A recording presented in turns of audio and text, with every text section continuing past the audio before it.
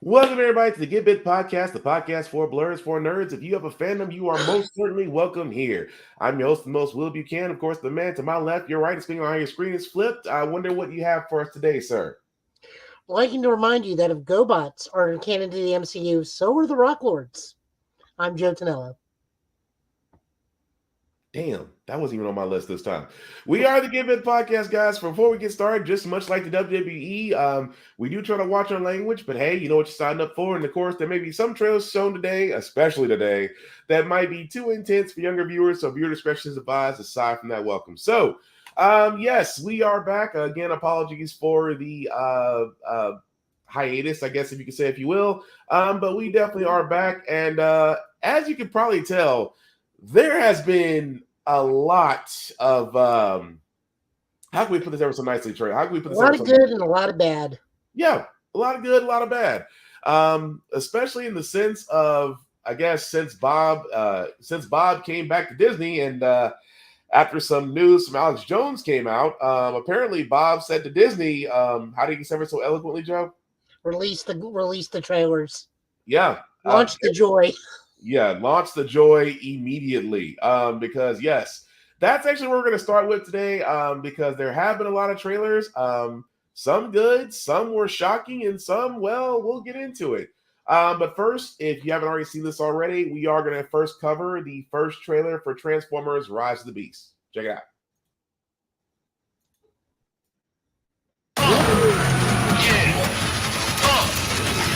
It was all a dream.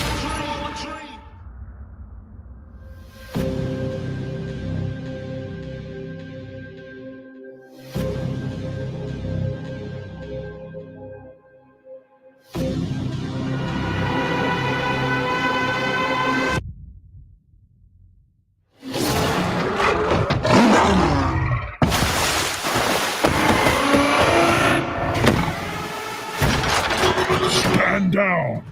I'm not the one to fear, Prime. There is a darkness coming.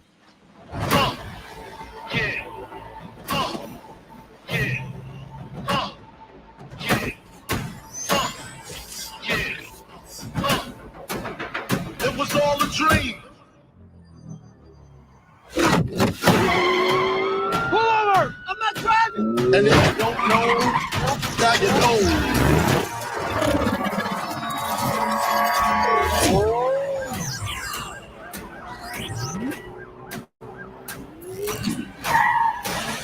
Spread love is the Brooklyn way. And if you don't know, now you know. I'm blowing up like you thought I would. Call the clip, same number, same hood. It's all good. Of all the threats, from both your past Yeah, and future, yeah. It was all a dream. you've never faced anything like this. Let them come.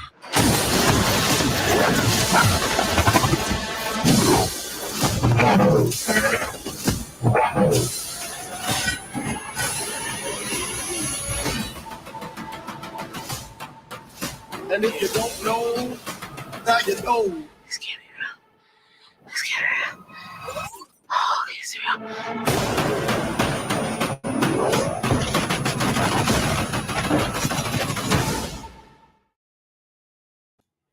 Now, honestly, I'm gonna now looking at that. Oh, hold on, you. So looking at that, guys, Joe, I gotta ask you. Seeing that Transformers: Rise of the Beast, what do you think? Oh, we're in for a good ride.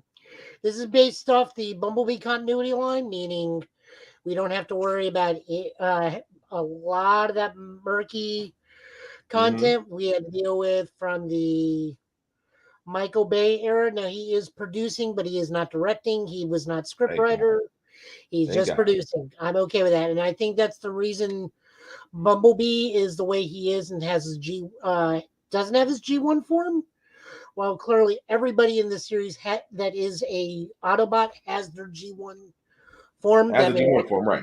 be a contractual thing. Yeah. Um, Although I'm gonna be honest, if I don't see Rat Trap, I'm gonna be mad.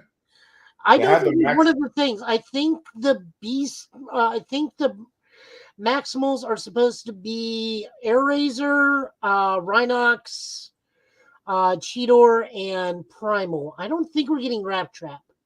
Oh, we don't get that. I'll look into it, but I know for a fact we're getting those 4.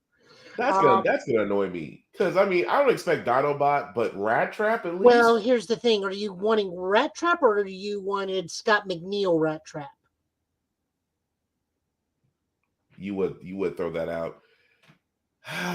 Scott McNeil did make the voice for Rat Trap, but to me it wouldn't be the same. I mean, granted, you're gonna get the Maximals. Yes, that's true. But to me, without Rat Trap, doesn't make it whole. Now, caveat: since we're speaking about this, Mhm. we actually gave you confirmation that David Sobolov is actually doing voice work in the series. Who David Sobolov is? He is actually one of the Beast War series voice actors. Yeah, He was the voice actor for Depth Charge. He will be doing Rhinox.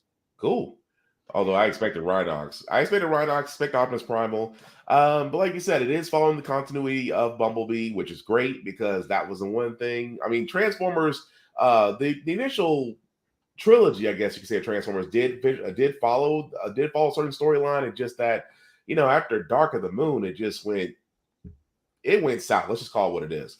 But I am hoping. So what? So we have, and I looked it up. So here's who we got. Okay. We got Peter Cullen as Prime, obvious. We have Ron Perlman reprising his role as Optimus Primal. Mm-hmm. He originally played it in one of the Machinima CGI ones. I want to say Power of the Primes or Combiner Wars. I'm not sure which. Power of the Primes. I remember that one. Peter Dinklage will be doing the Terracon, leader of the Terracon Scourge. I can see that. My thing, I really want to see if we're getting the Terracons. I really want them to combine into Abominus in this movie. I would hope that would happen, but it depends. Pete Davidson is going to be Mirage. We already saw that. Lizzie Koshy is going to be RC. And RC, already based off this one trailer, is just igniting the LGBTQ community left and right. Mm-hmm. Properly so, because she was the first technically trans character in Transformers by the IDW continuity. Although the way she became a male to female had to be retconned because of a lot of controversies during the initial thing, but that's neither here nor there now. Yeah. Michelle Yeoh will be Air Razor. Uncasted is at this point is Cheetor. Cristo Fernandez will be Wheeljack. John DiMaggio will be Stratosphere, which I don't know who that is. Stratosphere. Yeah, that's new. I was thinking they were like, do they mean Cosmos? Do they mean Jetfire? Well, no. Stratosphere was a very old one.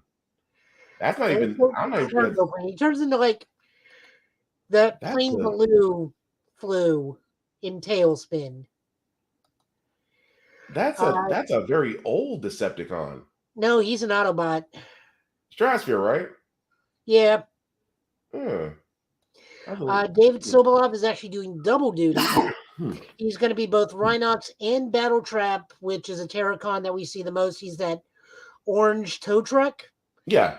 And Michelle Jai Rodriguez will be Nightbird, a Terracon who transforms into a Nissan Skyline. The Terracons are starting to sound more like they're the Stunticons at this point, with their vehicle modes more than monsters and giant lizards. Close to it, actually. Now I think about it, yeah. But no, I'm looking forward to it. But when we do talk about Transformers, we got the halfway hope about it. But I'm game to watch it next year. Joe, what about you? Oh yeah, totally. I mean, the movie is going to be set in 1994, so this is still a period piece. Yep. Which I guess that means if we get Soundwave, boom boxes will still be a thing. Yes, and you know what? That'll be a great marketing toy for Transformers to come out with. I got my dead end, so now I got both arms for my Minosaur. See, when I'm gonna see if Boombox comes out, I see Hasbro coming out with a marketing tool for some way or form. But anyway, of course, we're looking forward to Transformers: Rise of the Beast. The next one, Super Mario Brothers. They came out with another trailer. Let me see if I And can find that picture real quick and send it to you. oh Lord. Well, So while go you're ahead and run it. Go ahead and run it. well, while you're searching for that, guys, I'm gonna be honest, looking at this trailer, I have some concerns.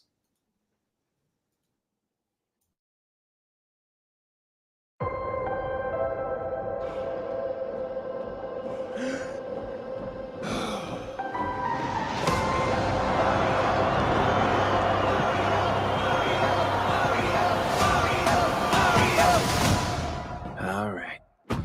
That's a go.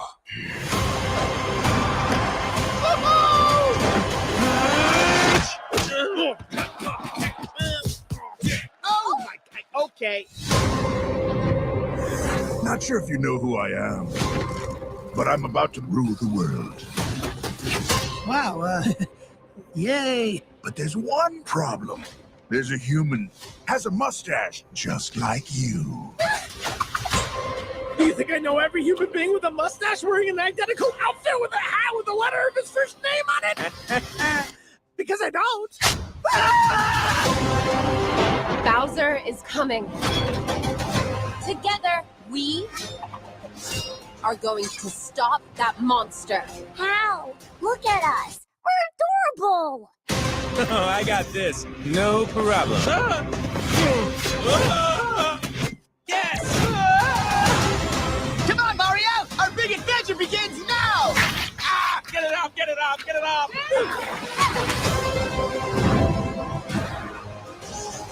There's a huge universe out there with a lot of galaxies. They're all counting on us.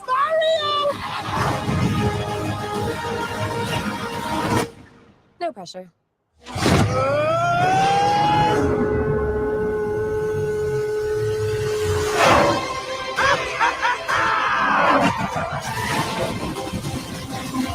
Wahoo!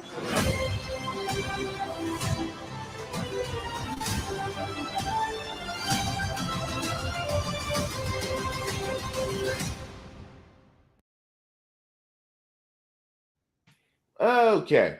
So again, with that trailer, Show my it picture. just I see it. Hang on a second. Let me say this before we show the picture, because number one, Joe, as I'm putting the picture up, I am not gonna lie, I have some concerns. Because we didn't really get a lot, and I understand from a trailer standpoint, we didn't really get to hear a lot of Chris Pratt's voice as Mario. We saw a little bit more lines from Luigi, from Princess Peach, from Bowser, but like I said, it's a trailer, so I'm not trying to read too much into it. The visuals are great. We're seeing aspects of all the games, including Mario Kart with Rainbow Road. But yeah, I can't help but shake that concern factor. But I think, Joe, I think this picture I'm about to show is going to sum you up, isn't it?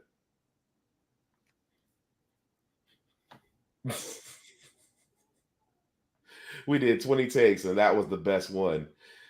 Damn. Just damn. But what do you think of the trailer, Joe? All right, so I have a bit more hope than you because I have a feeling that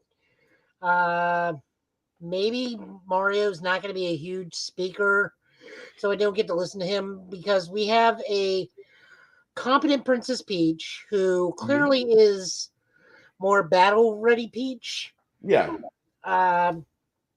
The dude that's doing Luigi is fantastic. We also know we're getting a singing sequence from Bowser, so that's going to be fantastic. Well, it's Jack Black. It's Jack It Black. looks We're like gonna get a scene. they also mentioned universes, so it looks like what this is doing is they're going to be warping in via the warp tubes or warp pipes to different universes. Or they're going to, like, dare I say it, do Captain Into the Game Master and go to Congo Land. And Super Smash Brothers are referenced, Mario Kart's referenced, and if you slow it down, you see like I guarantee you the Mario Kart sequence is going to be the finale, because there's a lot of people chasing Mario, and it's a mixture of Koopas, Mushroom Kingdom, and Kongs. Yeah, I can see that. It's just I'm just worried about the story. That's my big thing. Is just that yes, everything looks great. We are going to get all the feels we wanted from Mario, but I'm more of a story person. The story doesn't make sense. The rest of the movie can fall apart. But like I said, I don't want to read too much into the trailer. I will still go see it come April of next year, and we'll make our judgments from there. Well, But I mean, it looks like the story is the opening from the Captain Lou Albino cartoon where they're both in New York, make a house call, and the drain sucks them into the Mushroom Kingdom. yeah, that was still funny. I'm sorry, that was still funny to me. The I whole mean, thing of it could be worse. It could be lion cheating, scheming Ninja Koopas. that Or is the also Milli Vanilli episode. oh, the Milli Vanilli episode of Super Mario Brothers. Or the Super Mario World Christmas thing where Christmas episode that's reviled. Yeah, fair point. Or just But- an episode of Donkey Kong Country in general. No, they won't mess up Donkey Kong. Now I will say Donkey Kong Country, they messed that up. That's gonna be a riot. But yeah, but like I said, still look forward to it come April. The next movie, again, I guess this was the Indiana Jones, The Dial of Destiny. I'm gonna be honest. This must be, before I play this trailer, this must be an apology for Kingdom of the Crystal Skull. That's the best way I could put this. This is like set in 1969. Yeah, still Nazis.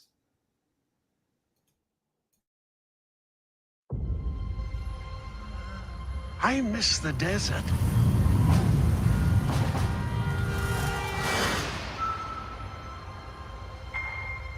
I miss the sea.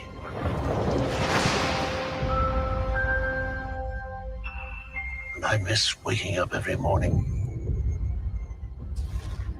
wondering what wonderful adventure the new day will bring to us. Those days have come and gone. Perhaps. Perhaps not. I don't believe in magic. But a few times in my life, I've seen things I can't explain. And I've come to believe it's not so much what you believe.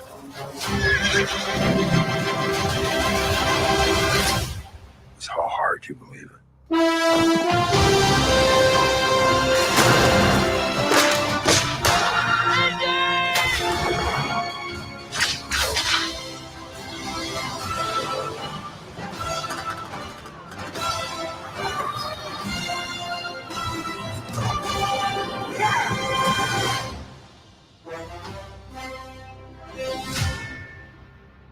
Who is this man? I'm her godfather. related.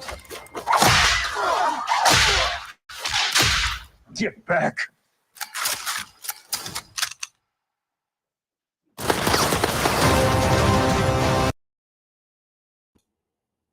Now, I'm gonna admit, when I first saw that, I was like, "That's a throwback to literally Raiders of the Lost Ark," especially that one scene where the guy with the swordsman was sitting there flinging the sword all around, and then Indy just pulled out a gun and shot him. I was like, "Okay, that's like so that's you see Indy on the other side." I was like, "Oh, that's how it feels like." But no, that is basically Indiana Jones: The Dial of Destiny that comes out June 30th of next year. It started. Is it me or is Harrison Ford, which you already know he's going to be playing Ross in the MCU, possibly Red Hulk as well. Joe, what are your thoughts on the next Indiana Jones installment? Well, I mean, I'm going to give it to him. He loves playing Indiana Jones more than anything in the world, so more power to him. I'm kind of wondering how much of old Indy's actually going to be in this movie, because we saw a fair amount of young Indy, so I'm wondering if this is one of those scenarios where, like, they're on an adventure, but they're going to cut back to older adventures that somehow tie into the main story. Mhm. That way, Harrison Ford just has to show up for the de-aging effect, and they slap his face on another actor, so that we still have like a coherent Indiana Jones story. And then like the second half of the third act is all old Indiana Jones. Yeah. So like, I mean, I'm definitely going to go see it. It's Indiana Jones, but like, kind of wonder how much of this movie is actually going to be old Indy and how much is going to be like, I remember when. I would hope not, but it's starting to give me No Country for Old Men vibes. It's Better the fact- than that movie he just did with the CGI dog. Fair enough. I was just thinking about that for a second. CGI. Oh, yeah, that dog. But no, I'm still gonna watch just because I'm a fan of Indiana Jones and the fact that Kingdom of Crystal Skull still leaves a bad taste in my mouth. But Yeah. that was bad writing and that was bad scripting, and it could have been better. But that's neither here nor there. I think it's gonna be great. I think it's gonna be good. I think that Harrison Ford is kind of like you said. All the many roles this man has played, he always loves going back and playing Indiana Jones. But yeah, I think it's going to be good. I got no issues with it. Plus, Mads, I can never say that guy's last name. Mads Mikkelsen. Thank you. He'll actually be playing the bad guy, and I loved him in every role, and even the television show Hannibal he played in on NBC for a little while. That man kills every role he does, so I am looking forward to that. But yeah. Seems like it's going to be good. The next trailer is kind of more of a giving our review of it versus as well as showing it. Because unless you've been under a rock sometime this week, or I should say the week before, the Guardians of the Galaxy Holiday Special came out. Yes, the Holiday Special came out. And if anything, it was a treat. But first, before me and Joe talk about it, here was a trailer for it if you haven't already seen it.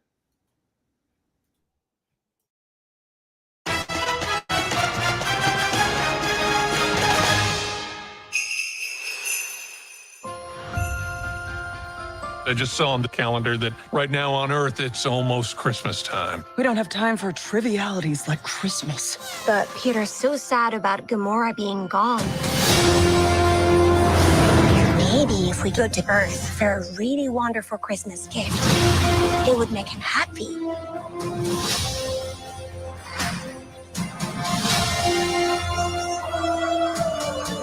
Something special he will never forget. What about someone special? We're looking for the legendary Kevin Bacon. We're looking for the legendary Kevin Bacon. I just said that, Drax. But your voice is small and mousy. I think maybe he didn't hear you. You're coming with us as a Christmas present.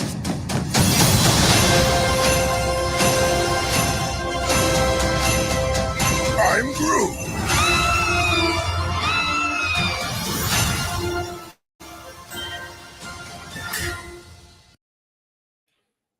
All right, so that was the trailer for the Guardians of the Galaxy Holiday Special. It has been out for quite some time, so just like the rule that we have here on Get Bit, once a week or so has passed, we're talking about it. So, Joe, sir, if you don't mind going first, what did you think of the Guardians of the Galaxy Holiday Special? I did not expect Psykill to make a cameo. I don't think nobody did. I'm not gonna lie, it threw me off the first time Drax snapped at him. I was like, wait. No, it's when Mantis says like a GoBot killed his uncle, and I'm like, so that canonizes that GoBots are an actual thing in the MCU. Yeah. It's like, okay. Yeah, that one threw me off. I was like, wait. Oh, it took me a second. But no, no, I always recognize Psykill. I don't know why, but I always will. But no, I really enjoyed it. This was definitely a big big character arc for Mantis. Like, this was basically showing Mantis as a character, because she got like almost no characterization in the original movie. She was just exposition dump character for Guardians 2. Yeah. I like the little thing they did with her and Star-Lord. I like that they are related now. I did see the correlation between this holiday special and the Star Wars holiday special, which Jane Guns was homaging. Drax is hilarious, but he's on his way out. But that's also the cool thing about Drax, is he is the one Marvel character you can kill, and he can be resurrected as another character, because that's his whole gimmick. Yeah. Kevin Bacon was Kevin Bacon. His music is not my taste, but that's okay. Bacon be baconin'. You can say what you want. That man had me serenaded with Christmas time. I was like, I mean, everything felt fine. I guess Groot's in his early to mid 20s. Groot been lifted. Groot has either hit his growth spurt, or he's been lifted. One of the two. Groot been lifted. Because I was like, he's in his mid 20s. He's got to be. I was like, Groot been lifting. I said, how do we go from teenage Groot to skinny Groot to buff Groot? I was like, either Groot been lifting or Groot got older, one of the two. But no, I loved it. It was, I love the fact of seeing certain characters put together. Drax and Nebula, Drax and Mantis, Drax and Mantis getting put together was funny as hell just between the two. And I kept saying the entire time, and I said this on Blurred's Eye View. I said, it'll actually be a great. We need to have more shorts like this, short stories between the Guardians. But I also sat there and said, what else would be great? Nebula and Rocket, just to see those two have an adventure together. I mean, that to me was great, just because we got to see a different aspect of Mantis. Like you said before, Mantis didn't really get a lot of, I won't say development on Volume 2, but she was being introduced as an extra character.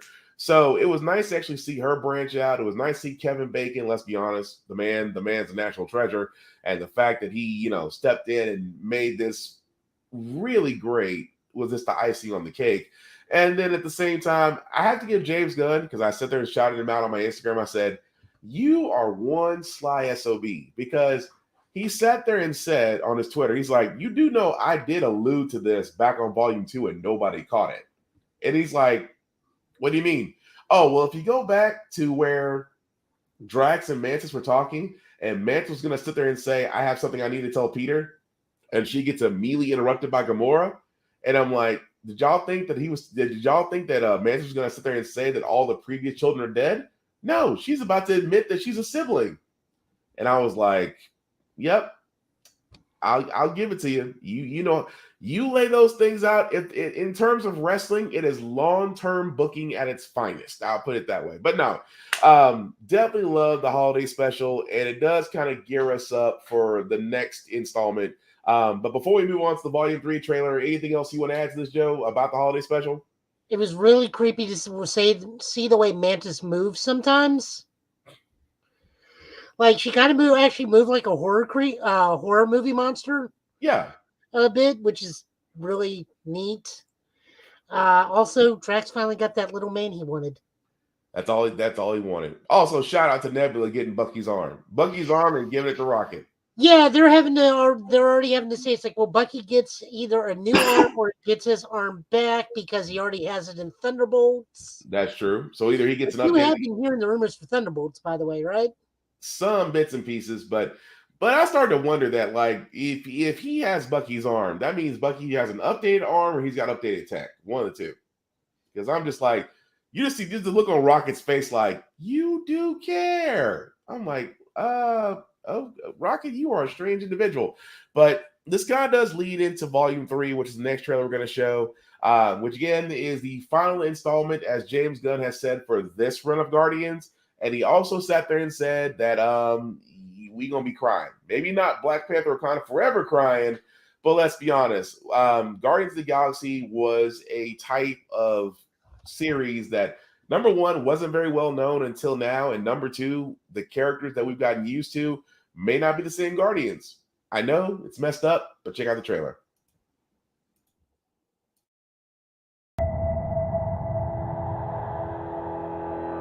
We were gone for quite a while. But no matter what happens next, the galaxy still needs its guardians. Hello, we come in peace.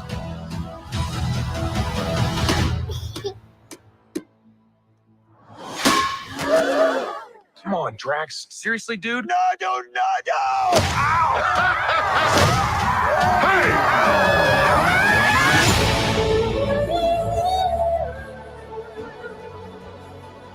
Don't forget where we came from. We have been running our whole lives. Pete, I'm done running.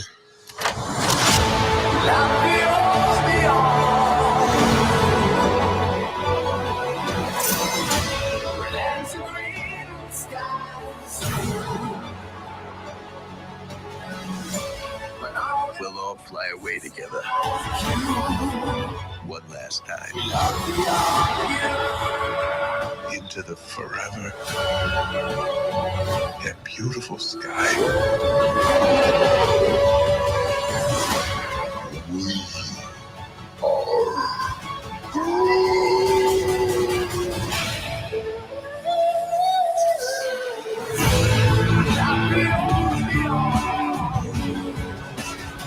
And we'll kill anyone who gets in our way. No, not kill anyone. Kill a few people. Kill no people. Kill one guy, one stupid guy who no one loves. Now you're just making it sad. And with that being said, guys, as you can see, that is going to be May of next month. Joe, what are your thoughts? Oh, we're killing Rocket and Drax. Yeah, I think so. I hate to be that guy, but let's be honest. If you saw Suicide Squad with James Gunn, you know James Gunn is not above not having a body count. And place your bets. Place your bets. Place your bets. I do think Rocket will. I mean, the way the trailer plays, it makes you think that Rocket is probably going to die. In this movie. It makes you think Drax is going to die in this movie. But as James Gunn has already sat there and said that Volume 3 is going to be more of a wrap up / sad story. So it's going to be interesting, especially with the fact that we did see Adam Warlock, which I was going to ask you, Joe, about that. Now that we gotten a full picture of I forgot the guy's name, Will Pooter. I'll look it up. But the guy who plays what everybody calls him, Shut Up Cal Kestis. Might as well be. But what did you see about seeing Adam Warlock now that we saw a full scene of him? I mean, I'm kind of confused on what gem he has in his head, because usually that's where he keeps the reality gem. Which we know now that that's kind of here nor there anymore. Pretty much. Don't know what to make out of that. Like I said, it's super weird because we're not dealing with those aliens anymore, to my knowledge, unless those are the ones that kill Rocket. But I think Rocket will probably die trying to save a friend or a loved one of the past from the High Evolutionary, because he's the main bad guy. We for sure know Drax is going to die because, like, Dave Bautista says he's done after this. Yeah, so more than likely James Gunn is probably going to give him a send off into that good night. So that wouldn't be surprising. But and guys, if you think I'm spoiling the movie, that's not my fault. I mean, it's clear as day in that trailer, and if you read the news, Dave Bautista said multiple times since Endgame or the whole Disney fiasco with James Gunn, the moment Guardians 3 is done, I'm out. Well, it doesn't necessarily mean that he might be off. I mean, he could be sent off, written off. He could be written off. He could be, sent off. But they're going to Yondu him. That possibly too. But I don't know. I look at it this way with the High Evolutionary, with Adam Warlock, and just that this is going to be the end of the current run of Guardians, which a lot of people have to sit there and explain this as. I said, look, you guys do know that this wasn't the initial first group of the Guardians of the Galaxy. So correct. The ending, the original Guardians of the Galaxy were the guys that showed up at the end of 2 with Sylvester Stallone. Right. Those are the original. That's what the original crew, right? The current Guardians of the Galaxy, I want to say, is Richard Rider, Star-Lord, his wife, Gamora, Rocket, Groot, Moondragon,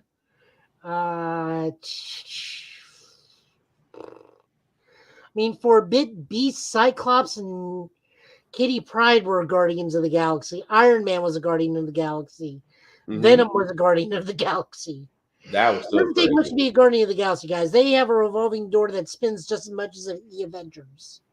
Yep. Yeah, fully. You're exactly right. But again, it is going to be a tearjerker. There's just I literally look right now.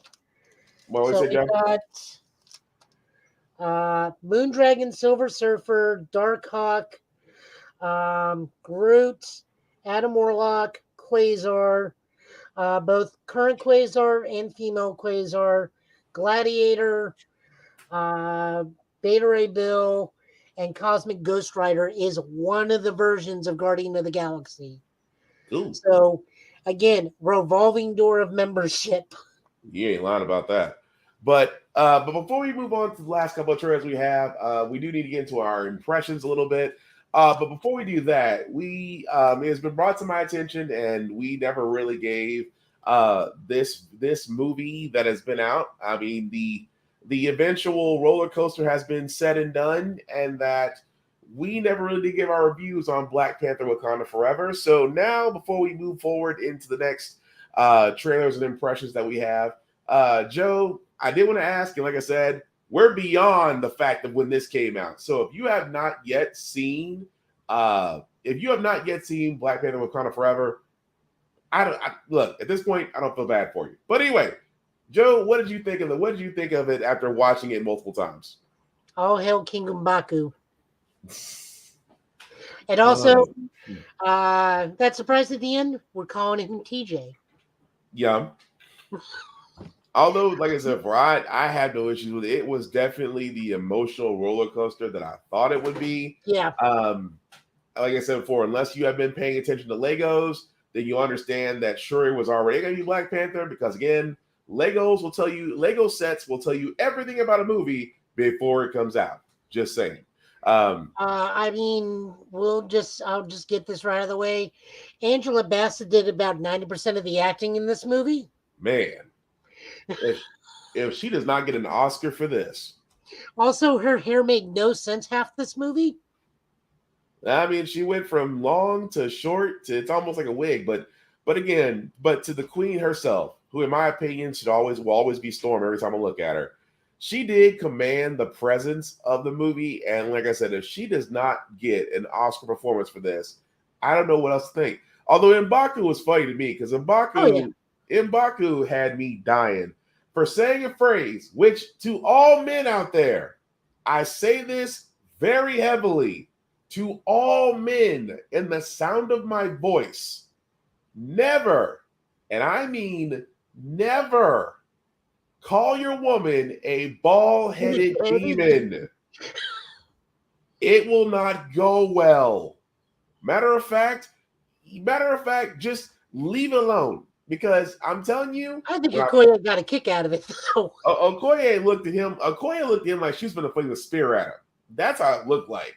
But it was just the whole thing of, and yes, according to Winston Duke, it was an impromptu line, and it did work. But I'm just saying this for all of us who are in real life, who have significant others, don't do it. Please. I do not want to see y'all in the first 48. But aside from that, though, Namor, Tanak Coretta, please forgive me if I mispronounced your name, sir.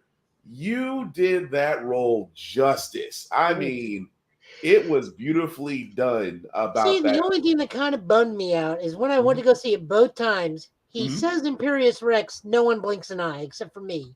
Yeah. And Shadow. Because we know the books too well. Yeah. It's like he said the thing, and like, no one's like, it's like, you all suck. Yeah.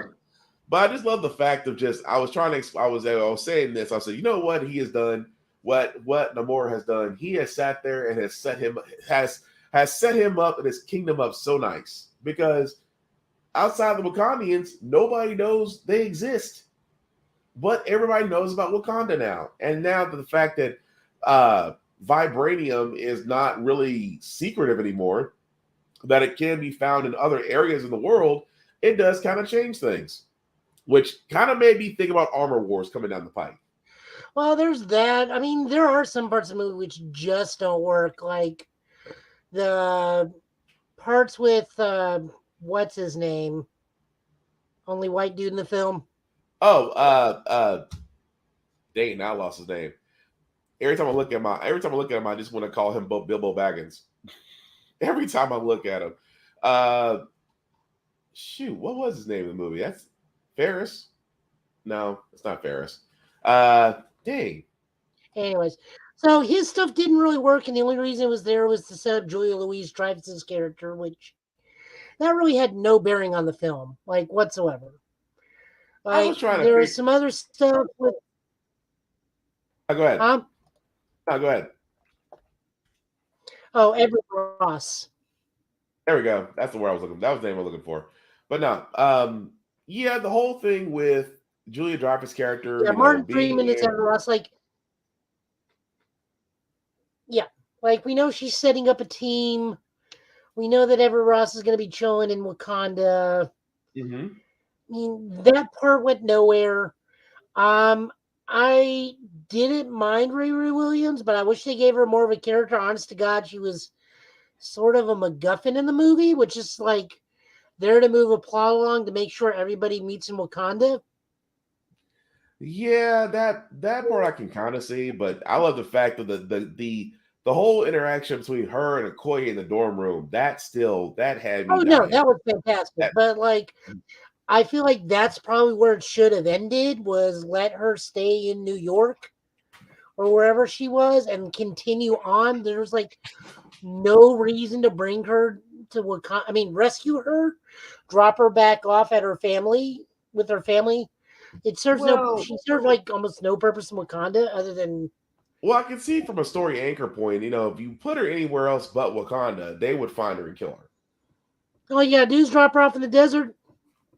That's the other part I'm getting to. That's the other part I'm about to get to, because don't get me wrong about that fight between Shuri and Namor. But the funny part was, I said, think about this. You have extensive Wakandian technology. You developed a suit that takes the best out of almost every suit, between Killmonger's suit, your brother's suit, and the original Black Panther suit. But you defeat Namor using a heater. You dried him out. You fish fried him. So is this where I tell you they actually did almost the exact same thing in Spider-Man and His Amazing Friends, where someone tricked him into jumping into a pool of alcohol and it dried him out? Mm-hmm. I knew you were going there. I knew he was going to go there with that one.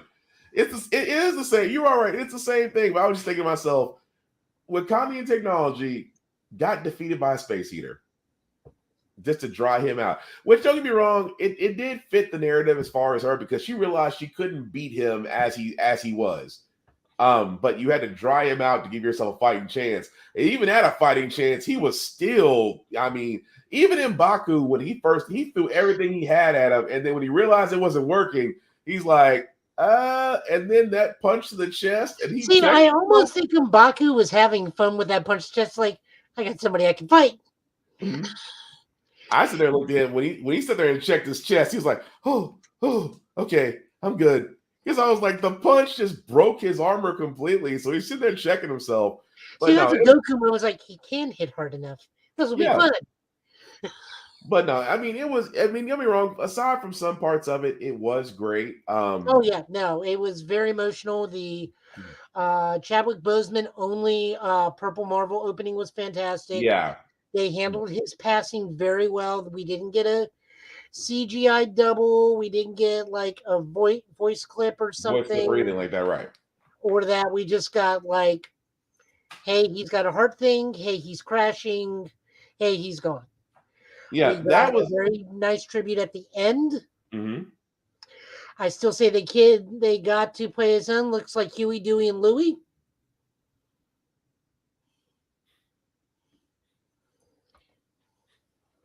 I can't unsee that now. Just put a duck bill on him, man, and slap a red cap on him. Tell me I'm wrong. I can't unsee that now. I can't unsee that now. I blame you. I can't unsee that now. Tell me I'm wrong. Slap a cap on that kid. You're not wrong. I'm just sitting there thinking about that. Just Huey, Dewey, and Louie.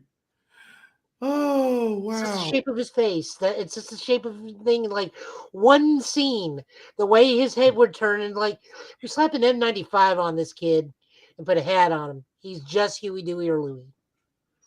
Oh, then I remembered, oh, right, Disney movie. They probably did that on purpose. But no, in all seriousness, the way they handled even his reveal was beautiful. Yeah. And very good. I'm glad they even did address, like, hey, did my mom get to meet him? Yeah. Yeah. She's like, yeah. So I'm wondering when.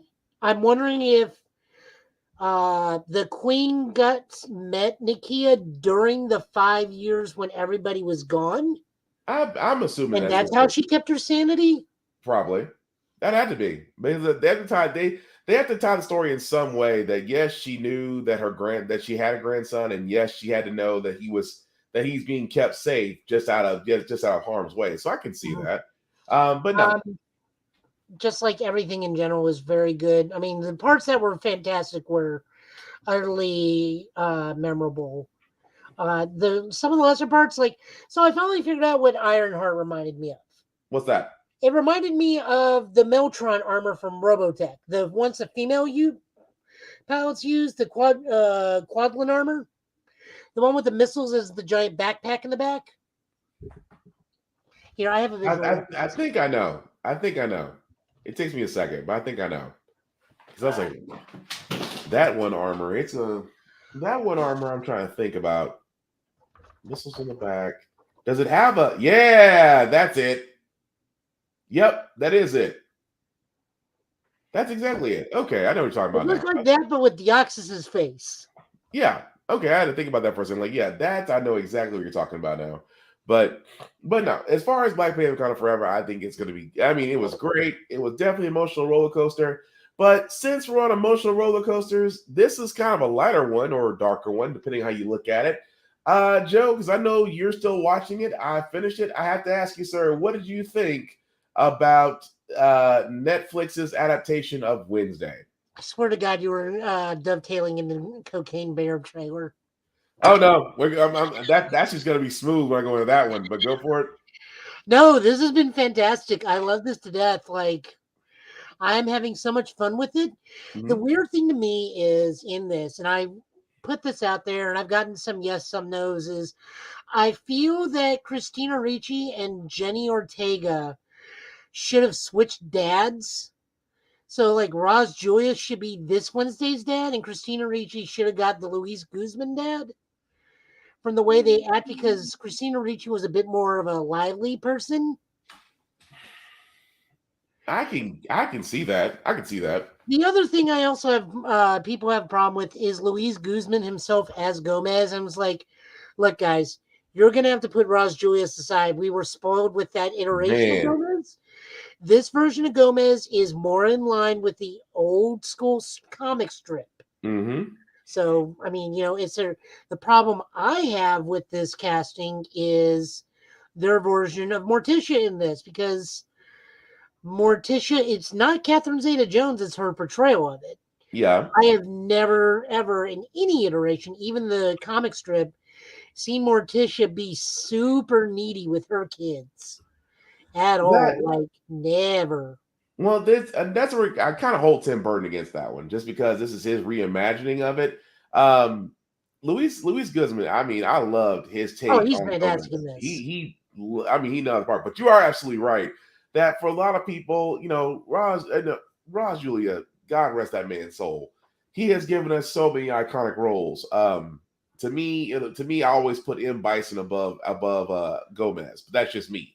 He's the only reason anybody remembers that movie. Because it sure isn't Jean-Claude Van Damme. Yes, he is the only reason Street Fighter will forever live in infamy is because of his role in that movie. But a lot of people, you're exactly right. A lot of people do have to give up this, a lot of things we hold near and dear. We do hold our fandoms near and dear. So when we do have those iconic roles that are done by certain actors, that when another actor comes in and takes his place, people immediately go, no, that's not it, just because they're attached to. I said, prime example, look at The Witcher. Henry Cavill will no longer be The Witcher, but we can't give Liam Hemsworth a shot. So many people have sat there and written off The Witcher already and not even gave the guy a chance to do the role. I mean, it's just either it's either Batman syndrome or Doctor Who syndrome. So, Yeah. Like, I mean, even I was like, yeah, then I got to watch him and he's like, no, this is fine. It's another version of Gomez. I'm down with it. Yeah. I've yet to get to, I think I'm next, coming episode is the Uncle Fester episode. But I won't, I've seen it, so I can't say this since you're still watching it. Jenny Ortega alone, she is perfect for slightly older Wednesday Addams. Mm-hmm. It was a bit more grisly than I was anticipating. Yeah. And I guess this is just because it's with the Addams Family, it's either alluded to or it's just off screen, and this time it's not. So that's a little jarring to see some of the stuff. Mm-hmm. especially how graphic it is, and sometimes, especially the first episode. I'm gonna leave it at that. Oh yeah, I'm gonna I'm leave it at sure that. there's more stuff coming. I don't doubt it, but like it's just one of those things where like, well, that's half the fun of the Addams Family is they're macabre, but they're not full on gore fest. That's true. I mean, it's more tongue in cheek. But before we do get to the infamous trail of the Cocaine Bear, Joe, I know you've seen the first episode of this. I actually plan to see it this weekend. I do have to ask, sir, just your quick impressions on what did you think about Willow? It was so much fun, and one of the very few things of swords and sorcery I will actually give my time to. Cool, because I have yet to see it. I was planning to, but life got in the way. So I hope to see it. I hope to see the first episode this weekend. I actually want to go back and watch the original movie before I watch this, just as a refresher course. Yeah, I mean that actually really does help in the grand scheme of things. Got it. My one criticism I will say in this is you can definitely tell that they are sharing the same writer room as some of the people for the Marvel movies and Marvel content. Okay. Because some of the mannerisms, the way they talk, comes off as very Marvel style, especially when they get close, small groups of people talking to each other. Okay. It's that witty banter, serious talk, joke, banter, something serious, joke. Kind of formula. We are also reusing some Marvel actors. I'll just say that. I'm not going to say who. But there are some Marvel actors that pop up here and there, maybe in a starring role. Warwick Davis comes back. Fantastic. Man doesn't look like he's aged in a day. The lady that did Sorcia also returns. I believe it's the same actress anyways. Okay. He looks fantastic just as well. Obviously, and I'm not this isn't really that big of a spoiler. Obviously, we're not going to get Val Kilmer in this. That goes without saying. Yeah. I mean, it probably hurts him to be on camera. I got to see Top Gun Maverick. Yeah, it's rough seeing him. It's rough seeing him. But the way they did it, the way they actually had him in Maverick was well done too. Yes, but you can see it's tough him being on screen. Clearly, he wants to do it, but it's also you just like we understand why you're not in this. Right, understandable, but that's something I'm gonna look forward to with Willow. Like I said, I haven't seen it. I plan to hopefully by next week to actually have a better impression of it, same way as Joe's do. But yes, we have to come to this trailer because I was talking to Joe about this before this podcast started. Not really sure we should play this, but I mean, technically we are Tennesseans, and this is a thing that happened in Tennessee. I cannot believe, nobody had this on their bingo card of 2022. I'm just gonna put it that way. I mean, this could only have happened in the county run by the Big Red Machine, so that's still funny if you think about it. There's also probably still a Vince McMahon gimmick too. I could, you know what? It could be a Vince McMahon gimmick. I wouldn't be surprised about that. Anyway, here's the trailer for Cocaine Bear. Yes, that's the name of the trailer.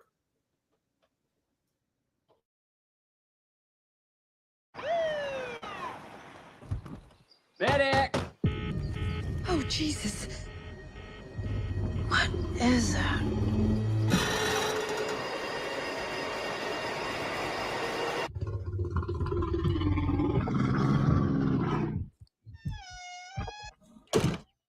Beth, we should go.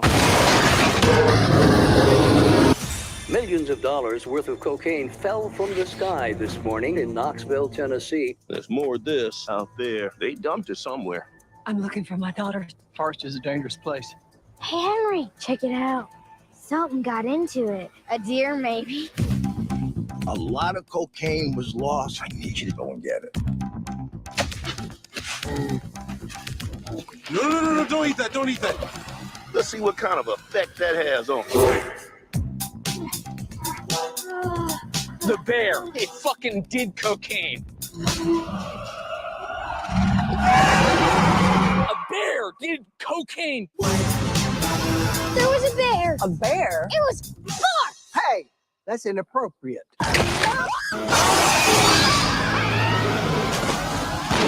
You're safe. Bears can't climb trees. Of course I can.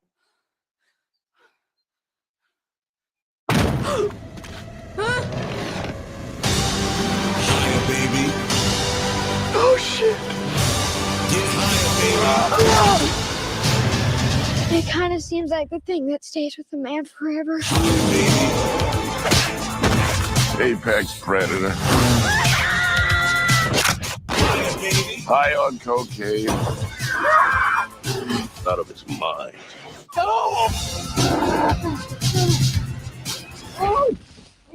Oh man, you fucked. What the fuck is wrong with that bear? Shoot it, man! Bear, speed up! Get higher, baby. And don't ever come down.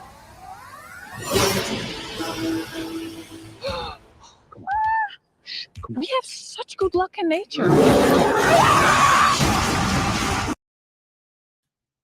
Yep. Yeah. Yeah. The messed up part about all this is I want to watch it. The messed up part about this is, You know what this is missing? what's it missing? Shannon Tweed. Yeah.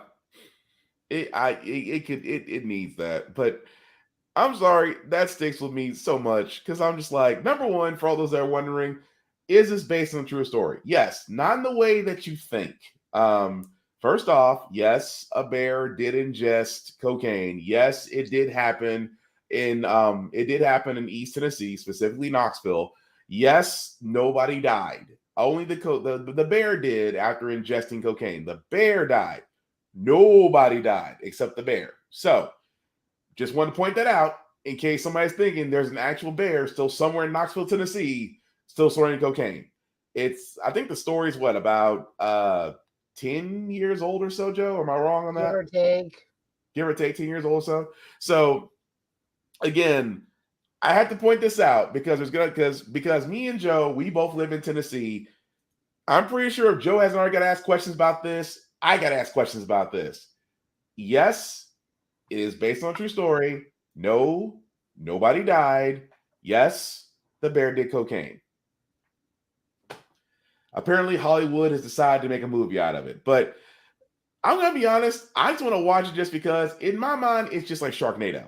Sharknado is so bad that you have to watch it. But Joe, aside from what we already know, what do you think? No, I'm good. I don't blame you. I don't blame you at all. But it's just stuck in my mind that somebody took us. I said, thank God they haven't looked into other stories in Tennessee. If they looked into other stories that came out of Tennessee, we would be worried right now. But anyway, that being said, guys, there is one more trailer also from Netflix, which I think, Joe, did you know about Knights of the Zodiac? Oh yeah, no, I knew about the live action Saint Seiya. This is going to be terrible. And this is another one of Netflix Let's Adapt anime scenarios. So far, they are like 2 and 3. Their Bleach was not bad. People were just ticked because it only was the very first arc to where right before and Renji show up, and then that's the end of the show. Yep. And Kenshin is just on an ungodly winning streak. Pretty much. Then we got some of the other stuff like Death Note. Full Metal. And what else do we got? Full Metal Alchemist. Technically, also Bleach is in both the winners and losers category. Full Metal Alchemist, both versions of it. Because let's cast Japanese people as white European actor people. Yeah, that never ends well. Well, I mean, it ended well when we casted Scarlett Johansson as Makoto Kusanagi. But again, that movie makes sense why she can be that. True, but I don't know what Netflix tries. But here it is, guys. Knights of the Zodiac trailer. Oh, God.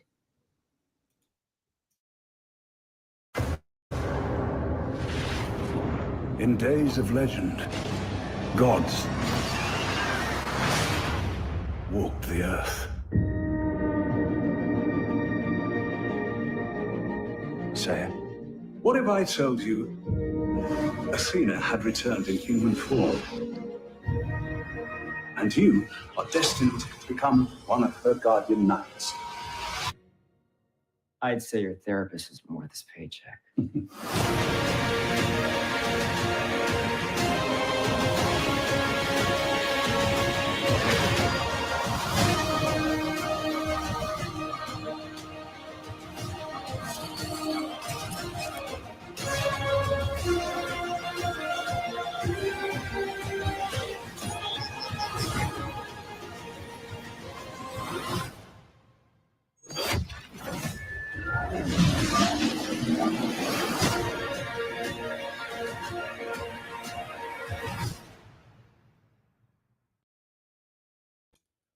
Yep. So, what do you think, Joe?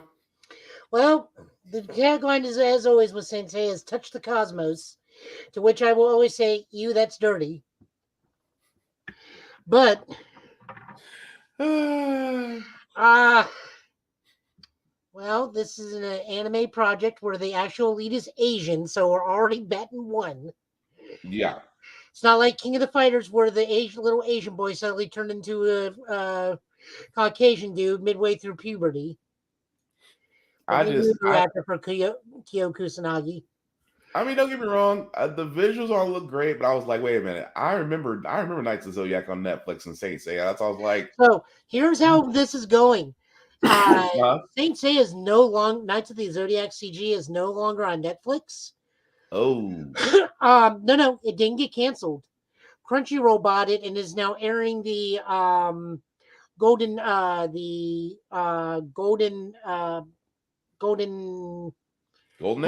Gold Saint arc. Okay. So they're now currently going through the houses of the Zodiac, fighting the Gold Saints on Crunchyroll. Oh man. So my question here is, who is their Shun? Is it going to be a boy or a girl? I don't care which. Shun can be played as both because Shun in the original series was originally supposed to be an androgynous young male. Yeah. Because he was of the Virgo armor, which was that type of armor with the chains. That's fine. Yeah. That was 80s shonen stuff. They didn't want a girl in the main team. That's fine. If it's a female, also fine. New version of Shun is female. I think she's named Shayna or something, which contradicts with Shina. Yeah. It's a whole different character. That's also fine. I want to know what their Ikki is. What's their Vegeta? It's going to be interesting. That's all I can put. What is their Ikki? Because usually Saint Seiya, if they do this will only go up to Phoenix Ikki, and then the second movie will be the House of the Zodiac. Yeah. So I want to know who's going to be their Ikki. I want to know who's going to be their Vegeta, because Ikki is Proto Vegeta. True, but I'm kind of curious to see how it's going to be. I would still give it a shot. I would still give it a shot come next year. But with that being said, guys, we are going to move on to impressions of video games that we and Joe have reviewed. I'm going to start with Joe first because he has played this a lot more than I have. So I'm going to let him. You just don't want to talk about Callisto Protocol because I've been seeing what's going on with that game. Oh, I love that. But anyway, before we get to that, though, I did want you to talk about, sir, what you thought about Pokemon Scarlet and Pokemon Violet. I got Pokemon Scarlet because I am very biased against things Scarlet. I don't know why. If you don't know me, then you don't get that joke, and I'm sorry. Also, Ancient Dragon versus Future Dragon ride. It's fine. Doesn't matter to me. Either way, I got Lechonk. I got my Lechonk. He became a Oinkologne and just ruled over everything for a good while. I just caught that. What, the Scarlet joke? Mm-hmm. It just hit me just now. Go ahead. That's not my fault. So, the free roam actually kind of threw me off originally. You get 3 storylines you can go through at any point in the game. Okay. You don't have to get funneled to gyms. I did fight Missy Elliott as a ghost trainer. I am not joking. She is legit. They legit modeled the ghost gym leader after Missy Elliott. Look up Pokemon Rhyme Missy Elliott. RYME. I'll keep going. You can also take on what is the school bullies, which is your Team Rocket this time around. However, things are not exactly what they seem to be with this team. There's a whole big mystery revolving around them. Then you get to go help out a dude try and save his dog Pokemon by taking on giant-sized versions of Pokemon that eat ancient herbs. You just get to go do that at any time you please in a giant open world. Heck, I went as soon as they gave me free reign. I spent like 2 hours in the wilds before I even got to the school before the game proper started. It's like, all right, well, I got a team. And honestly, I kept that team for about 3/4 of the game. I really enjoyed it. My star was Fuecoco, who is really overpowered in the grand scheme of things. Like, he really overpowered in the opening of the game and really OP at the end of the game. My team was Low Kicks, which is, of course, it's Missy Elliott. I'm sorry, it just took me out. It took me a second. I had to blow it up a little bit bigger, but wow, you're not lying. But go ahead. Like, go look at full character art for her. I had to go find it. All you gotta do is go to Google. Just Google image search rhyme Pokemon Scarlet. I will say the one thing, I didn't do a whole lot of the picnicking thing with the sandwiches that give you power-ups because I didn't really understand that. That was not explained very well. You get to wash your Pokemon this time around, which I didn't do too much either, so I guess my Pokemon are filthy. I think my team was Low Kicks, which they did admit that was a Kamen Rider themed Pokemon. There was no way I was missing that. I got the engine Pokemon Go-Go something. He used Steel and Poison. Perfect against fairy types because fairies are everywhere in this game. Fuecoco, Oinkologne. That new Pokemon, which is basically just some sort of homicidal maniac called Tinkaton, which is like a little fairy Pokemon carrying around a colossal iron hammer. Okay. Which they state is the reason why Corviknight from the last game cannot be the taxi service, because even in both of their bios, they both say Tinkaton 2 Pastimes takes pot shots with its hammer at Corviknights in the air, so they cannot safely run the taxi service in Paldea. Huh. And even in the Corviknight thing, he's like, yeah, their natural predators are jerks and they won't let us do our job. Wow. I had a great time. My one big complaint is that we have full-on cinematics in this game now. Like, just straight up full-on cinematics. We have no voice acting. Like, I understand it's Pokemon. I understand, it's Pokemon. We go through a lot of the same stuff, but we really would have benefited from voice acting this time around because there was a lot of dialogue, like a lot of cinematic dialogue. Yeah. And I wouldn't be one of those things where I'm expecting every single person you to talk to, but if you hit a story beat with a gym leader or a star-based boss or any of the stuff you do with Avrin, who's the guy who's trying to help save his Pokemon dog. Yeah. Large amount of dialogue with all of those. Not to mention the ending of the game gets actually very heavy.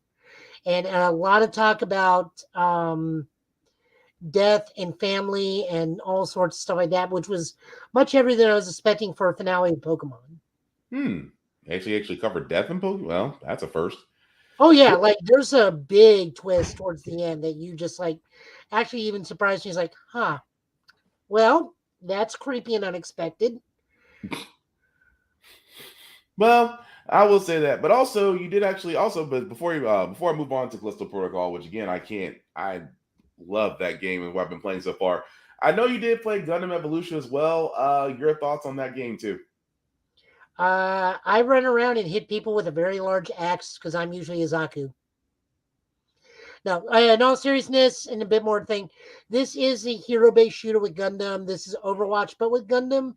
To me, it's a bit more fun. As I said, I'm usually a Zaku too, so I am that big green thing right next to the giant red thing at the top with the giant heat axe. Yeah, that's Zaku Yeah. too. I don't know what style Zaku that is though, but supposedly in this game all Gundams are created equal. That is not the case. Yeah. No, that is not the case. Never been the case, but go ahead. Oh, it's definitely not a case in this one. If Mhm. someone's got like Moonlight Butterfly or Trans Am, Mhm. I go down pretty quickly because I'm just a little Zaku. Please don't hurt me. It's like Homer Simpson in the Navy thing. You just come up in your Zaku. Everyone's flying around a Gundam. It's my first day. Mm-hmm. I still have yet. I have got to play that, but I It's have free that on right my now. back. It's free right. It's a free game. Mm-hmm. Much like the Gundam Battle Operations 2 game, it's free. Okay. We also get some free DLC. We get a hot pink skin pack for the new Gundam, so it has the color scheme from the Gundam Char's Counterattack novelization of Beltachika's Children, Okay. where it was Amuro's colors was white and pink for the new Gundam, because it was always originally part of the Unicorn Squad. Oh, right. From Zeta moving forward, because he had the purple or purple pink white Zeta. Yeah. And then he carried that on to whatever he used in Double Zeta to the new Gundam. So he kept that one paint scheme from there. Gotcha. Okay. It's fun. It's very high paced, but like I said, I'm a Zaku.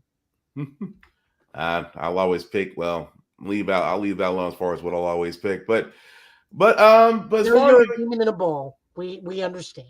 Say what? We know you're a demon in a ball. We understand. That being said, guys, the other games that we did cover as well. Very quickly, I'll try to run through these just because they're really a lot more need not be said. First one, guys, God of War Ragnarok. There is. No, we call it by its real name. This is Data Boy Dad Narok. I think you're gonna call it Failed Father Simulation Part 2, but I've heard there was a lot of names for this being called out, but no, God of War Ragnarok, played it, and all I can sit there and say, it is wonderfully done. Santa Monica Studios did great about this. The story is literally, if you don't play it for anything, play it for the story. Action alone is great. Mechanics are solid. I really didn't have any bugs in the game that I came across. Definitely worth playing. There is additional stories, and I have to say this honestly, for the love of God, I wish people would stop asking for DLCs, because God of War gives you, Santa Monica Studios, who did the first God of War, gave us a complete game. As gamers, we keep saying all the time, we will wait for games to be completed. As long as they give us bugs, as long as it's a complete game, we will pay those $60. Okay, cool. We got that twice. We got it with the first God of War. We're now getting it with Ragnarok. I don't understand why people are already hungry for DLC on this. This is really a complete game. And because they unfortunately alluded to Japan's Pantheon several times in the last game and potentially this game, from what I remember. Yes, and that's the thing about it. That Cory Balrog, who's the director, has already sat there and said that yes, they're looking forward to the next installment. Just because, again, I don't want to spoil how the game ended, but because he's already sat there and said it, that yes, there are plans in place to continue Kratos' story. But that being said, guys, God of War Ragnarok is a great game. Love the story, love the gameplay. But I don't want to go any more into that just because it spoils what the game is. The game is still freshly out. So again, one complaint about that game. What's that? Why it is not Steve Buscemi. But why does Odin sound like Steve Buscemi? I know it's not the actor, it's a different actor. I think that actor was all choices did they go with the Steve Buscemi voice for Odin? I don't know. Richard Chef, I think it's his last name. Richard Chef's voice for Odin does sound similar to Steve Buscemi. You're exactly right. But It I mean, really why does. even go that route with Odin? Like, Well, if you kind of look at Odin, do you not kind of get the Steve Buscemi vibes? no, I get the guy that was Rocky's trainer in Rocky 1 and 2. You get Mick? Yes, just the gruff voice, or maybe a better thing would be Ed Asner. Could you? Oh, okay. That I'll agree with. Ed Asner's voice as Odin, I can see that. Because I can't imagine Mick being the hooded one. What are you doing, Thor? You letting them get you? I was like, I can't. Actually, now that you say it, it works. I can't see myself just going, what are you doing, Thor? He's not a god. He's a man with a stick. You're just convincing me more. You're doing a very bad job at this argument thing.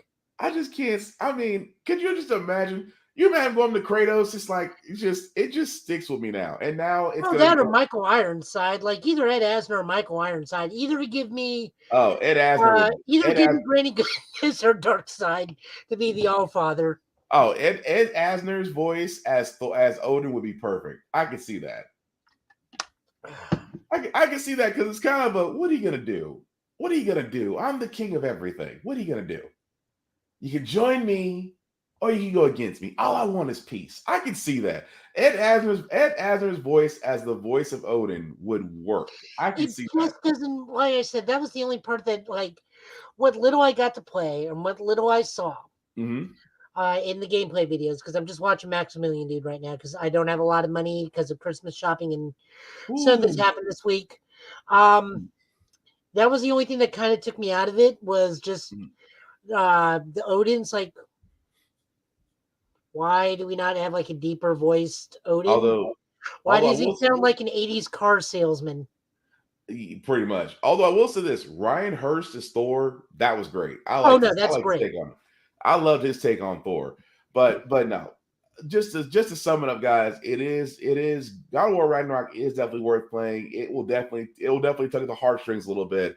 Gameplay time, let's see. It depending on how dedicated you are, it took me about, because I have responsibilities and have to be an adult.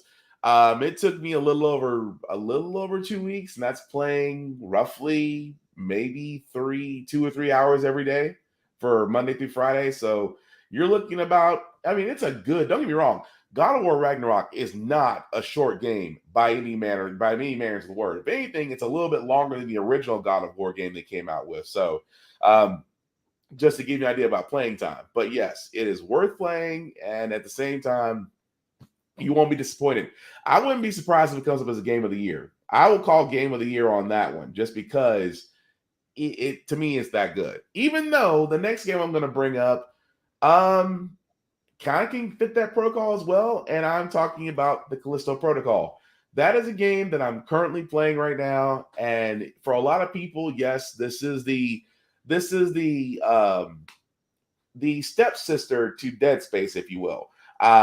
But let me tell you something. After I started playing this at midnight last night and still playing it now, holy crap. It is exactly, I mean, in so many ways, it reminds you of Dead Space, but it's far from it. And the story will drag you in, the action will pull you in, the suspense. And do not play this in a room where it's dark and you have a sound system. Trust me, you will mess yourself up. Because I did that last night. But anyway, Callisto Protocol, actually a great game. Still in the middle of playing it right now. But I mean, if you're looking for survival horror, it is definitely it. I have really nothing more I can say about that right now, except for the fact that I will give a full review once I'm done with it. But Joe, I guess I can't entertain you to take a shot at it. How much Maximilian play it? Oh yeah, because for all those that don't remember, for all those that weren't there, of course you weren't there at the beginning of this podcast, because I was asking Joe about the Cocaine Bear trailer, and he's streaming Maximilian Dodd on his other monitor. And as I was asking him, is it a good idea to show Cocaine Bear trailer on our podcast? We get a Maximilian Dodd scream, and I tell you, I kid you not, there are some things in life you just simply cannot time that freaking well. And of course, in this case, that was freaking well. But the last two games, I'm just going to go over very quickly. First off, Gungrave Gore, definitely great. Definitely great if you haven't had a chance to play it. If you're on the fence about it, you'll definitely like it. It plays like the first Gungrave, just a little bit better. The mechanics are smoother. The graphics are nicer. It's made by the same people that helped Ninja Theory, that went on and actually developed Gungrave Gore. So there's a little bit of Devil May Cry mechanics into it. But I'm still liking it though. But what's wrong, Joe? Third or fourth Gungrave? This will be the fourth one. If we're going in order, so the one on VR does count? Yes. This will make this one number 4 then. Okay. If you're counting the VR one, this makes it number 4. But again, playing on that one because I'm kind of playing games in succession. That game is definitely great. Still a lot of games for me to play in that. If you're on the fence about it, definitely try it out. And also the other game, Evil West. Now, my God, if you are a fan, let's see how can I put this. And again, it's kind of weird because almost every open world side scroll game that's going to come across, it's either going to be a God of War type or it's going to be a Devil May Cry type. This is kind of a hybrid. I thought this was great, still in the middle of playing it because I did not expect such an in-depth story from this. Don't want to go into too many spoilers because, again, this game is just recently out. But also try this as well. Once I have beat the game, I will definitely give my full review on these. But yes, for all the games that me and Joe have went over today, definitely recommend those just because the fact of the matter, they're that good. And I'm not saying it because I'm sleep deprived. But what are you gonna say, Joe? You know what that last one reminds me of? What's you know that? What that last one reminds me of? What's that? Dark Watch. Yep, I can see that. Cowboy Vampire. Yeah, I can see that. I was kind of going Van Helsing, but I don't want to. But even saying that kind of gives away a little bit of the game that I'm trying to avoid. But I see your point on that. But anyway, that's the games. That's our impressions on what we've seen so far. And as I see Joe pop up his thing, we are ready to move on to comics. So let me get Joe going. What you got for us this week, Joe?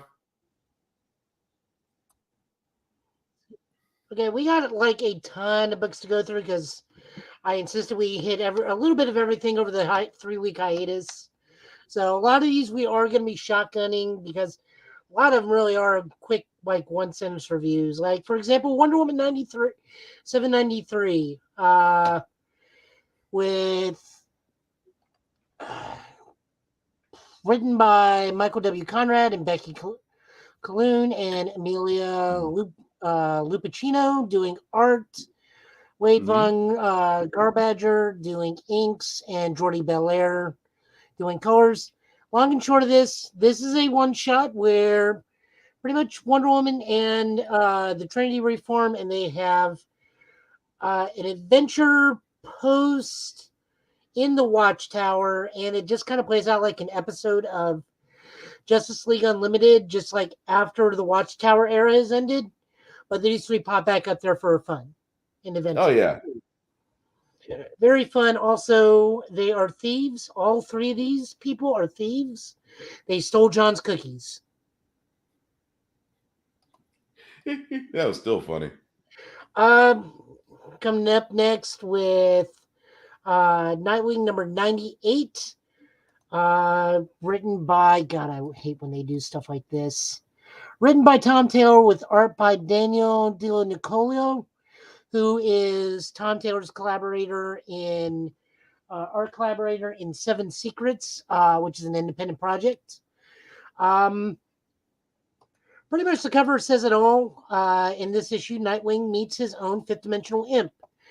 Superman has Mr. Mxyzptlk. Batman has Batmite. Nightwing has Nightmite. And everybody immediately makes fun of him having Nightmite. Yes, they do. The only difference is Nightmite is not like Batmite, thank God. He wants to be so much better. He really does. Also, he gives Haley the incredible ability to speak for like 4 pages, Yeah. which was cute. This week, we also had Nightwing Annual. This is broken down into 3 stories. The first story is written by Tom Taylor with art by Eduardo Pasica. This first story is the origin story to the new main villain for the next arc, Heartstealer. Mm-hmm. Following story is called Night Out, written by Jay Kristoff and Eduardo Pasica, again doing artwork. This is what goes on in Haley's mind when Dick and Babs are out. What adventures do they have? It's that adventure right there. That one right there. And then finally, a lesson written by C.S. Pacat with art by Anika Miranda. This is an in-betweener. This takes place shortly after Superman, Son of Kal-El, issue 9. This is Dick training John how to defend himself and how to properly fight criminals other than just using Superman hit things really hard. Mm-hmm. The really cool part about this is Dick teaching John, but it also shows the parallels of Dick training somebody versus Batman training Dick, which is very, very polar opposite. Also, there's just a whole lot of super speed gags in this. Recommend that one. Moving on over to Flash 788. As you can see here, the new mayor is Warden Wolf. He has made all the rogues legit legal police operatives. That was Jeremy crazy. Adams with Fernando Passarin.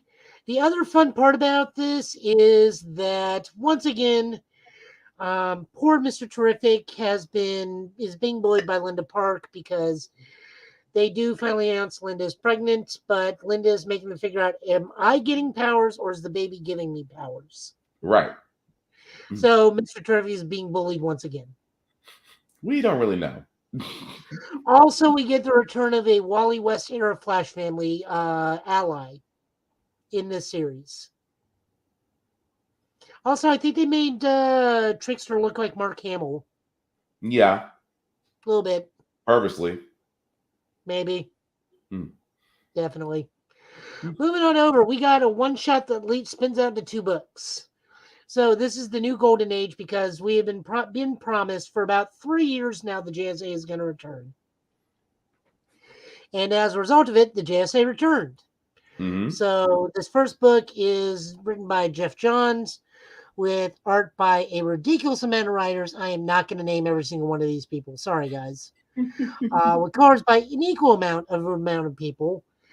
The long and short of this is Justice Society is formed through different eras of time, and someone is killing all of them.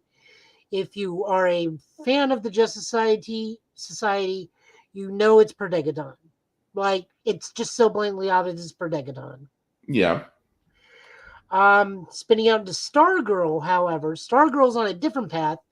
It's still written by Jeff Johns. It's Stargirl and the Lost Children. Jeff Johns is the writer, and Todd Newick, we'll go with Newick, doing art, and Matthew Hearns doing colors. Stargirl from her summer school issue is where this picks up. And her and Emiko are going out and finding the lost children of the JSA. Mm-hmm. Or in some case, the kid sidekicks. That is what her whole shtick is. They have been kidnapped. We don't know by who, unless you read the Flashpoint Reborn. You know exactly who kidnapped everybody. Yeah. Also, there's now a Red Lantern that was made by the Soviets and the same time as Alan Scott got powers. Okay. Justice Society. I mean, I really have nothing more to say on that. I mean, they just like, here's a Red Lantern. He's Russian because he's red. Gotcha. That's still funny. The Yeah, level of description. And guess what? He also has a daughter. who, just like how Alan Scott has a daughter with green skin named Jade, the Red Lantern has a daughter with red skin named Ruby. It's round the nose. Ooh. So, this is JSA number 1. This is written by, they're doing it again, written by Jeff Johns doing the script, Michael Janin doing art and cover, with Jordy Beller doing colors, Jerry Ordway, Scott Collins, Steve Lever, Brandon Peterson doing guest artwork, with John Cleese, Jordan Boyd, and someone just named Peterson doing colors. So if you read the Golden Age thing, you learned that this is a different Earth, kind of. We are reintroducing the Huntress. This is Earth 2 Huntress, because her mom is Catwoman and her dad is Batman. I love how we introduced that she learns how her dad is Batman. Did you get to read that? Yeah. Where she just stabs him and he goes like, "Well, I'm Batman." This as he's sitting there bleeding on the table. So yeah, let me just go ahead and take you down. Like, so does mom know? Ooh, Catwoman was ready to kill him. What's it for? I really enjoyed this. There was a great thing involving my favorite superhero, Starman. We do get to see his son as an adult for a little bit, before Megaton shows up in this era. And Helena is transported back in time. Hopefully that doesn't mean a lot of these people were killed, because I really want to see more stuff with Kyle Knight as the new Mist, or possibly the new Starman. I'm not sure which. I definitely don't want Power Girl being killed. I can kind of see that, but that depends if they want to go that route. Yeah, I'm hoping this is one of those resets everything. I am looking forward to this. I'm a huge JSA fan. They were my DC team. I look forward to see where this is going. Really not too much to say. I really did freak out when I got to see Kyle, because I was not expecting that. Nice. That really made me happy. I was kind of also bummed at the end of the issue, because since Protectaton's killed, that means this version of the JSA has also been killed. But, maybe time travel solves everything. Moving on over, we got The Human Target, book issue 9 by Tom King and Greg Smallwood.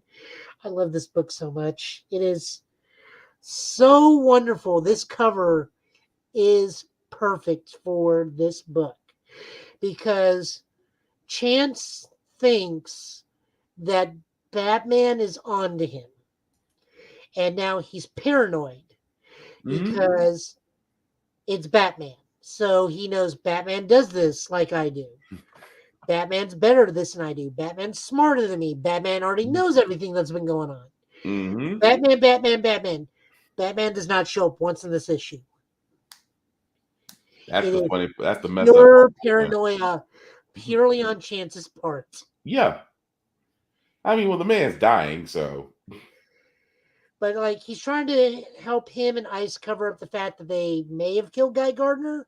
Now we don't know if Guy Gardner's still alive. If Guy Gardner's still alive, if whatever they messed with and smashed was Guy Gardner or some clone or whatever they have in this universe. I was about to say life model decoys, but they don't have that in these universes. Magical constructs, anything. But the beauty of this issue is to see Chance slip into such horrible paranoia. He beats up a man thinking it's Matches Malone in a random diner. That was crazy. And then when Ice finds out, like, what is wrong with you? And he just says the word, out of the words, Batman, and she's just like, shit.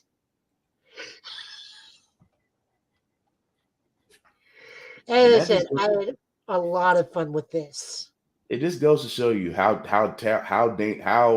terrifying Batman is to everybody. Except the Green Lantern Corps. They just don't have time to fiddle with his BS. Pretty much. The only one that in the Green Lantern Corps that likes him is Kyle. Well, that's only because Kyle kind of, well, that's another story. Trying to train Kyle a little bit. Moving on over, we got Amazing Spider-Man number 14. This is the prologue chapter to the Dark Web. This is written by Zeb Wells with various artists because this book takes place in 4 different periods of a year. So this is what's happening the moment Spider-Man starts till now. Spring is drawn by Michael Dowling with colors by Richard Isanove. Summer is drawn by Kyle Holtz, drawn by with colors by Dan Brown. Fall is by one of my favorite artists, Terry Dodson. Also doing color work, and family member, possibly wife. I don't know how they're related, but they are related. Rachel Dodson is the inker. Ryan Stegman does the pencils for Winter with Tim Townsend and JP Mayer doing inking, and Matt Hollinsworth doing colors. So what is happening in this issue? Ben is still slowly going nuts because his memories are getting worse and worse to the point where he knows who Janine is. He knows that he loves Janine, but he doesn't remember why he loves Janine. Like his memory is collapsing more and more as it goes. Yeah. So as a result, Janine leaves. Is like, I can't do this anymore. I can't watch you like slowly self-destruct.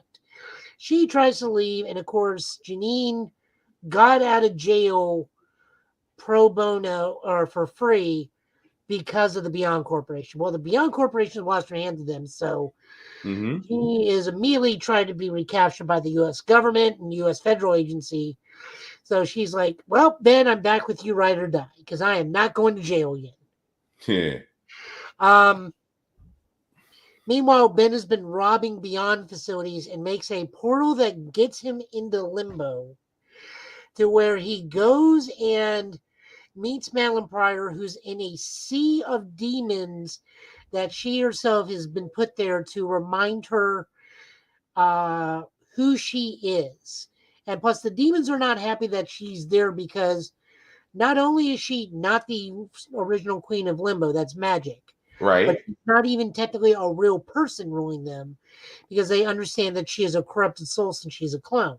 And then when Ben shows up, he has his own demons following him. And they have the same reason. And eventually, the 2 demon hordes clash and start killing each other. Well, Ben's like, so you're a clone, so I'm a clone. So you want to get revenge on these people? Man's like, sure. I was still. You hear, why can't we be friends? Just start playing. I mean, she has nothing against the X-Men now because, like, she agreed not to mess with them, right? Per Magic's like rules of the contract, but she's like, sure. So my guess is Ben, to keep the rules of Limbo and keep the contract unbroken, Ben's gonna mess with the X-Men, and Maddie's gonna mess with Spider-Man. But we do some other things. So the money collector keeps spotting Ben and keeps harassing Ben because he thinks Ben is Peter. Ben takes care of that money collector. Man. Poor collection guy. He takes care of that money collector several different ways. Janine gets to have dinner with Maddie and Ben. And, you know, Maddie even proposed, like, so 2 redheads and you, Ben? And Ben's like, no, I know what you're doing, and no. And Janine just, like, kind of gives him a little, like, I mean, I don't mind. And it's like, no. And Maddie's like, no, it's fine. I mean, I put the offer out. He says no, it's good. So Maddie, like, Janine goes and leaves, and Maddie follows, like, all right, hon, what's up? What's wrong? It's like, I don't want to be a hindrance to Ben. Congratulations, you're a new supervillain that's Halloween themed. You're about to give you different superpowers. Hallows Eve. That is not the great value version of the Green Goblin, but go ahead. No, we already know what the great value version of the Green Goblin is. Well, I mean, from the looks of her costume, it was like the Great Value version. But I see what you're saying, though. You leave Halloween Spirit alone. They take over dead stores for a reason. So, anyways, we get to see just over the course of seasons how they're planning this, because this is like taking over the course of a full year.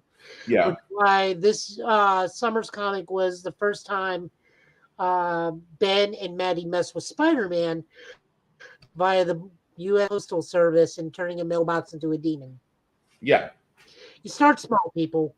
Villainy starts small. I mean, they're only a step below Doofenshmirtz, but they'll get there. Ooh, Doofenshmirtz has an American Express account, though, but go ahead. Look, his wife pays very good alimony checks. We both know that. Also, I still don't understand why Squirrels in My Pants is now a TikTok phenomenon 17 years after the fact. Or the fact that Squirrels in My Pants first aired 17 years ago. Because kids are finding that out now and putting it on TikTok. It's weird. It's weird what they're digging up, but go ahead. I really enjoy this book, and I don't get to say that too often about The Amazing Spider-Man. Zeb Wells, to me, does not carry the voice of Peter well. Definitely don't like John Romita's Jr. Lego head art. I'm in that camp. There are two very big camps for John Romita Jr. You either love him or you hate him. I am in that latter group. And now I He can't works stop well looking with at the other Lego head. characters, but not with Spider-Man. And now I can't stop looking at the Lego head now. It's not my fault. I can't stop. I can't see it now. I can't unsee it. But go ahead. But I do think Zeb Wells, because he was one of the principal writers in Spider-Man Beyond, he gives Ben a very good voice. So, like, I am all for this. I've even told my comic shop I want all the stuff for Dark Web, and then I'm unsubscribing from Spider-Man until we get a new one. You know the funny part is you did say at the end of the Spider-Man run that you're going to, at the end of this Spider-Man run, you say you're going to unsubscribe. You're kind of extending it. Nope. I said after Dark Web, I'm unsubscribing from Spider-Man. Ah, my bad. After Dark Web. My bad. After Dark Web. Because we know Dark Web is going to involve Venom. We know Dark Web is going to involve Kamala Khan. Dark Web, the Black Cat Mary Jane thing from Spider-Man Beyond became so popular. Jed McKay gets a 4-issue miniseries involving Dark Web with MJ and Black Cat. Yeah. So that's going to be fantastic. Still, the King of Black is still my favorite Venom story, but go ahead. Yeah, no, most definitely. It's just that we have positioned Ben as the new Venom because ever since King and Black, Venom is this like whole separate thing. Dylan's Venom, Eddie's not even Venom anymore. And pretty much they've completely divorced themselves from Spider-Man at this point. Yeah. To where they needed a new Venom, and Ben fits that perfectly. The other weird thing is what is going to happen to Ben if he gets Peter's soul? Like, there's so many weird things. It's like Peter's soul's corrupted automatically because he made the deal with Mephisto. Does Ben going to go, what's up with this? Does Ben take on the contract that Mephisto made with Peter if he does get Peter's soul? Yes. Get all the memories back. Does that mean he's the one who takes over the thing? Clearly not, because we know they're never going to undo the divorce or the unmarriaging or however you want to put it. Depending on how they go about it. Yeah. And also, I don't know what Madeline's game in this either. She's like, I just want to mess with Jean. She's it's like, chaos. why? You've already resolved all those issues. It's not like you want your kid back. Whichever one it is, strive for Cable.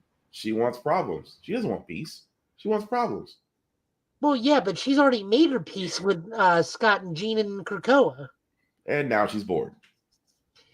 I mean, I guess that's it. And now she's bored. Again, chaos.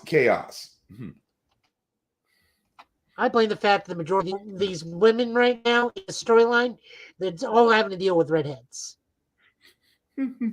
Well, you know what they say. I'm not going to repeat it here. Nope. Moving on.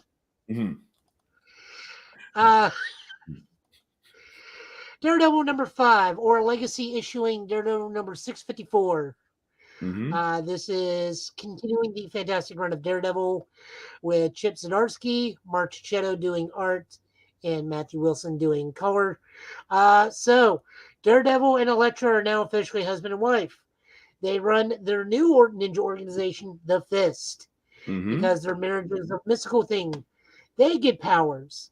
Everybody in the Fist has powers, meaning both Foggy Nelson and newly introduced cop Cole has powers. Cole does not like having powers because he thinks it's cheating. To amass a new army against the Hand in this issue, Daredevil and Elektra go into the raft and start breaking out supervillains and saying, "You can rot in here, or you can join my army and fight for me." Hell of a recruitment drive. So after this prison break, we get a wonderful, once again, one-sided fight between John Walker and Daredevil, where John Walker tries to play a tough guy, and my favorite line is like, "No, I'm good. God's got my back." And then Daredevil's like, "Then why did he send the devil to you?" Damn. And then just immediately kicks John Walker's ass left and right.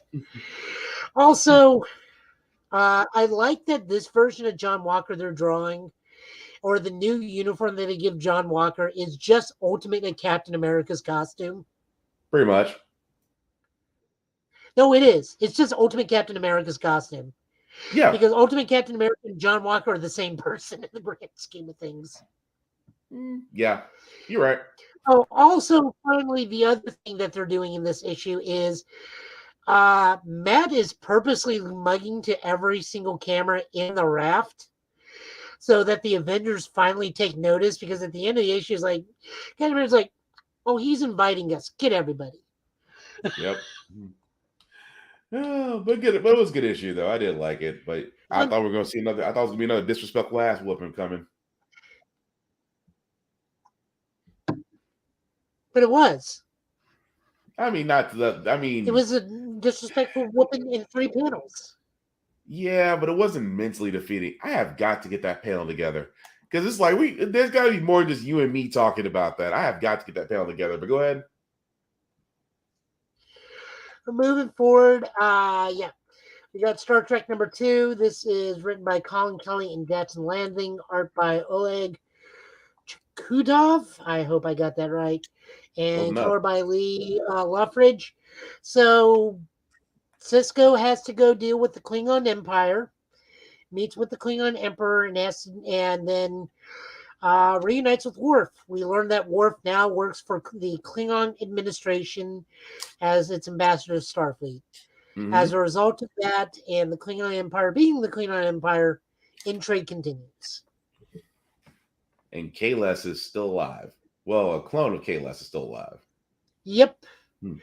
And fortunately for Worf, there are no blue barrels to hinder his bureaucracy.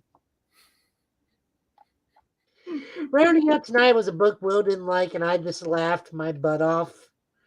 It's Exterminators #3. This is written by Leah Williams, art by Carlos Gomez, and colors by Brian Valencia. It's just more goofy shenanigans with these 4 ex-women. We get boob punching. We get boom boom mega shockwave. Apparently Dazzler has a supernova Frieza attack. And Lauren's just like, "I hate all 3 of you so much." Damn. We also get some really fun stuff where, like, Jubilee makes fun of the fact that Boom Boom has huge boobs. As they're telling this stuff, Charles is just like, "Why did I do this to myself?" And then they, like, focus on Dazzler's butt to the point where all the women in the Quiet Council are laughing their butts off, and Storm's like, ladies, some decorum. And then even then, there's like a smash cut. It's like, oh, then Dad's like, "Oh, I ran into this dude." And then smash cuts like this whole menagerie of mystical being. And Charles like, "Well, this explains why these people from Otherworld are here." Like, this book was not great. I'll admit to it. It's not a great book, but it's a fun book. and it's just goofiness left and right. Like the sheer fact you get to see Wolverine just standing there in like a full witch's gown, trying to explain their actions so they're not sent into the pit, is hilarious. You're better than me. I didn't see it in this one, but go ahead. No, I mean that's pretty much it. I mean, like I said, I understand this is not a good book. I also understand that this is just hilarity and let's just be goofy and curse and make boob jokes and butt jokes, TNA and everything. But I don't know, something about it just makes me want to read it, just because I think I'm reading it from Laura's perspective. Like, why am I trapped with you three idiots? For you, it's just seeing how far it can go. Huh? You just see this is for you. It's like, how far can it go? Oh yeah. Okay. Where even Jubilee is like, I promise we're not like this all the time. And Ward's like, it's okay. You're all equally disappointing. And then just Jubilee's like, I've missed you so much. And it's like, I've missed you too. Still. Because they are two very good friends, Laura and Jubilee. I have the book where they do travel together during the time where Jubilee was a vampire. Yeah. They do, much like Logan, Laura and Jubilee do have a very, very deep friendship. But it's just one of those, like, I'm not here with you on your party night. That's so funny. You're all equally disappointing. Damn. But no, that's it. That's all the books. Like I said, we've been through it pretty well. Yeah. And for a lot of that. And also, we do want to give a shout out, as always, to Rick's Comic Book City. For all those that don't know, that you have 3 locations. I'm sorry, what are you saying, Joe? I said, yep. Definitely want to give them a shout out. As you can see there, they do have their own website at rickscomiccity.com. They do have 3 locations, one in Nashville, one in Clarksville, and one in Fort Campbell, Kentucky. Definitely check them out. They have been voted Nashville's #1 place to get comics. So if you are in the Tennessee, Middle Tennessee area, definitely check them out at any of their 3 locations. As they support us, we support them. Rick's Comic City. Definitely check them out because I have been going over their graded comics, and trust me, I'm happy because I'm going to grab those next 3 booster goals the next chance I get. But they do more. The fascination with that. Say what? I don't understand the fascination with that. With booster gold or graded comics? Graded comics. It's sealed off and given a number, and you can't read the book. No, it's just like certain ones. Like if I can get a hold of Batman #2, Superman #5, Spider-Man #6, I got a list. Anyway, I got a whole list of graded comics. If I ever find them, I'm going to buy them, no questions asked. Because I spent too much at a recent con where it was like $600, but I didn't tell my wife that until now. So sorry, honey. But it's like Sheldon in Rocko's Modern Life. You turn the page, you wash your hands. You turn the page, you wash your hands. Now I'm going to go watch that episode now. But anyway, check out Rick's Comic Book City if you are in Middle Tennessee. If you are in Middle Tennessee, definitely check them out. If you are not, please support your local library. Support your local comic book stores, especially libraries. The reason why, because libraries do carry the most up-to-date comics and manga and anime. And yes, in 2022, you can still get a library card. You can still be able to read and watch to your heart's content. So support your local comic book stores. Support your local libraries. Again, I cannot stress this enough because digital is okay, but to have it in your hand is more fun. Take with that how you will. That being said, guys, the last little bit we have is because it is coming up on December, which means the Video Game Awards is around the corner. Come December 8th. If you don't know what the Video Game Awards are, well, for a lot of us, we only watch it because of new trailers and new announcements. Joe did mention that Ed Boon, if you don't know who Ed Boon is by now, I was just going on to Twitter, has suggested that nothing from his company, NetherRealm Studios, will be shown at Video Game Awards. And if you're like me and Joe, we're not going to believe it till we watch it. So, again, with the Video Game Awards, if there are any new announcements or trailers or just news in itself, me or Joe will be posting that on our socials and, of course, talking about it on the next Get Bit podcast for the world to see. Personally, I would like some news, although this is just wishful thinking on my part. I'm going to ask Joe what he thinks. I would like to hear some Gears of War news. I know it is far-fetched. I know it is wishful thinking, but I think we are due for a Gear 6. That's just me, or another Killer Instinct. We definitely will get some news about Street Fighter. We probably will get some news about another fighting game that's coming out, possibly a new shooter, which I think there's rumors that a new shooter will be unveiled. Also, the Video Game Awards. Also, let me not forget, I will also be giving my review of Warhammer Darktide. I finally just picked that up today, so I can't wait to play that later on. I'll be Is that giving my free, review. or do I gotta pay for that one? You gotta pay for that one. Oh, Yeah, that one you have to pay for. But yes, definitely gonna give my opinion of it. Although Deathwing is available if you do want to play that. That's available on PS Plus, by the way. yeah, I got that. Yeah, but we'll definitely be covering that. But Joe, anything that you're expecting from the Video Game Awards that'll be happening this December 8th? I'm expecting them to understand what a fighting game is, because some of the categories make no sense on what a fighting game is. We don't watch it for the awards. We don't watch it for the awards. Yeah, I don't understand why is Sifu in best fighting game. It's not a fighting game.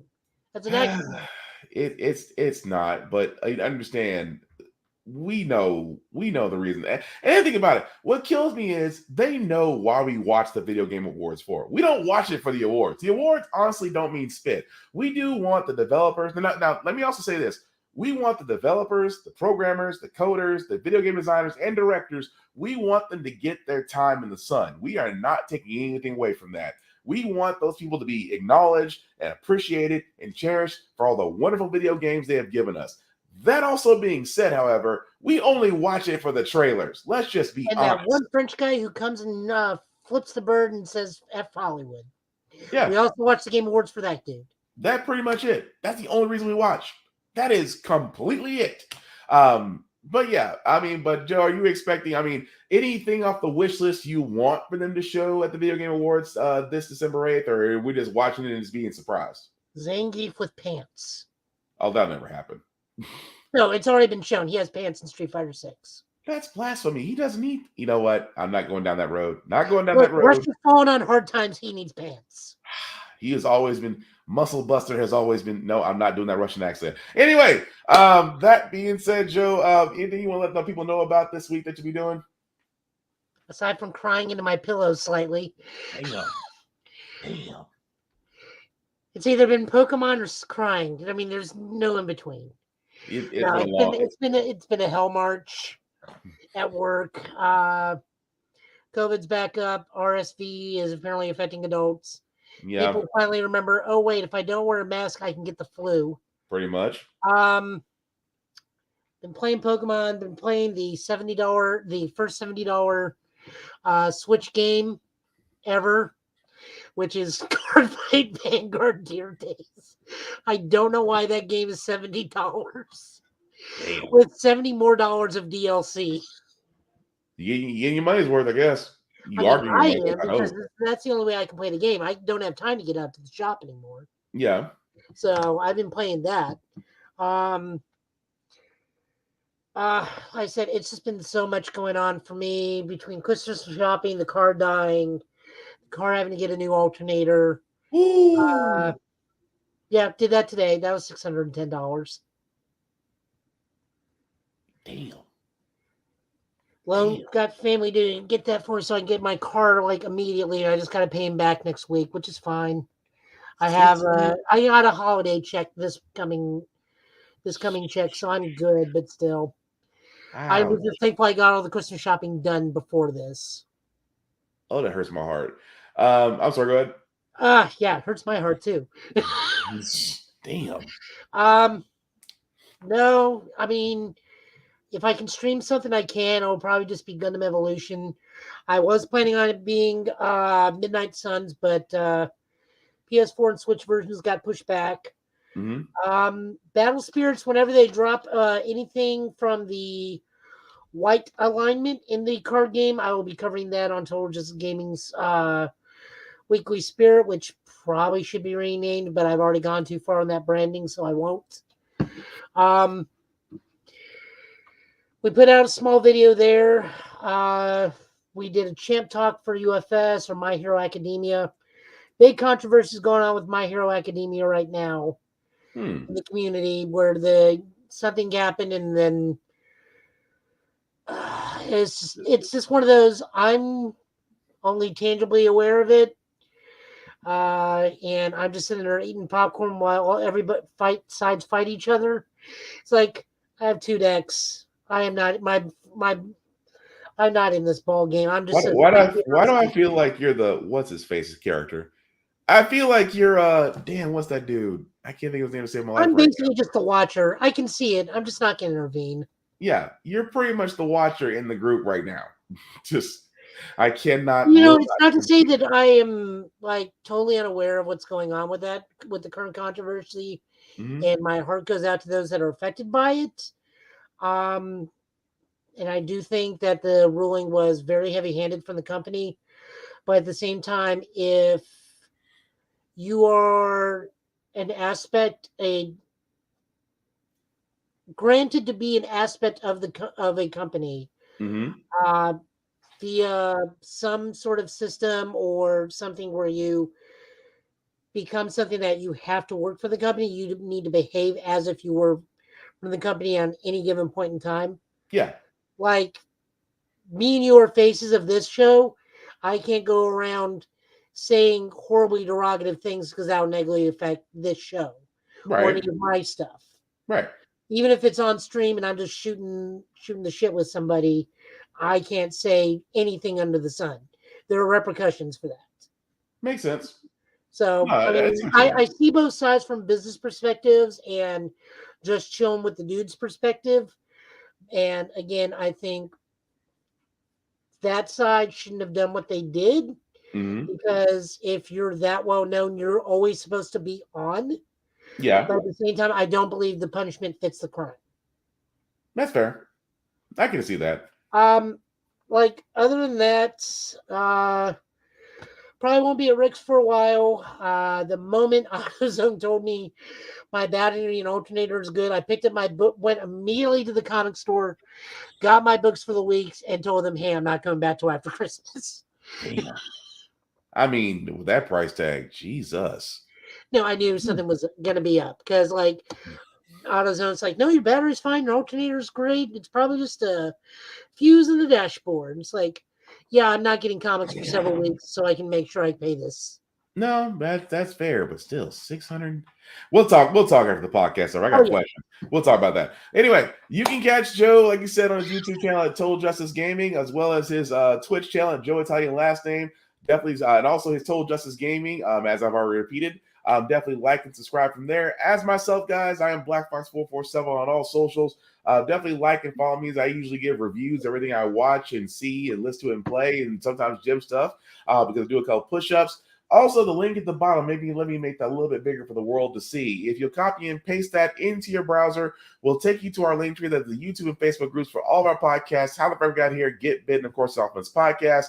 Definitely like, share, and subscribe from there. And also, last but not least, shout out to my buddy Big BZA on all socials. Definitely check him out, as he is back to being on TikTok and making beats for sale. So definitely check him out there.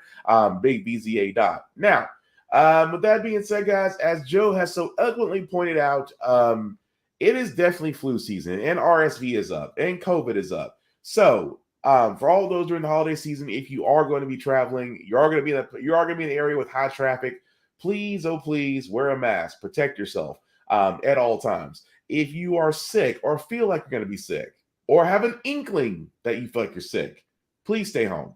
Because even though they don't mention a lot, we are still in a pandemic. So the only way we can protect ourselves is to make sure that we're okay. And if we're okay, then everybody else is okay. And therefore, we'll be a lot better off. That being said, guys, again, thank you for all who watched, who liked, to let people know this was live. We certainly appreciate that. And like I said, we will be back here, same Get-Bit time, same Get-Bit channel, to go over the news, probably the news from the Video Game Awards and news that we have throughout the week. So with that being said, Joe, any last words before we call it a night, sir? I'm ready to go to bed.